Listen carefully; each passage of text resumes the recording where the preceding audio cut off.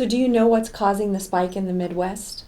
Do you have any thoughts on that? Just what I read, it's the same thing. I mean, it was on the front page of the Times Delta this morning.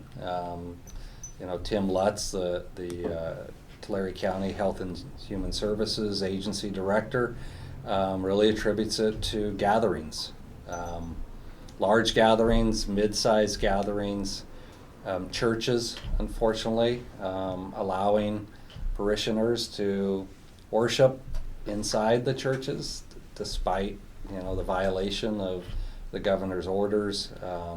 There are people, I heard about a restaurant serving breakfast indoors and allowing people in there and not having to mask, and we hear about gyms that are open illegally and allowing the people to come in and work out without masks, and that seems to be the origin of the spread, is that it's the human to human contact.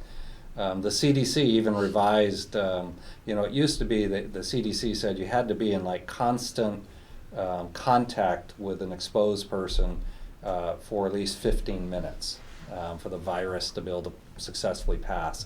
Now they're saying, accumulative, if you happen to, accumulate 15 minutes in a day, so you may only a few minutes at a time, but if it accumulates to 15 minutes, the virus has not diminished in any way. It hasn't become weaker.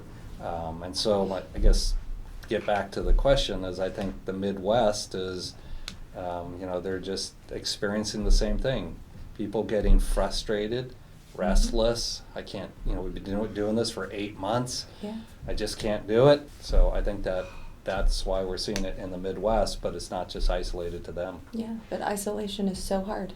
And it we is, understand absolutely. that. I mean, you look at European countries, just reading this morning about Germany and maybe it was France, getting ready to go down into lockdown, closing all their restaurants, all their bars, mandatory shelter at home. So it's come roaring back in the European countries as well.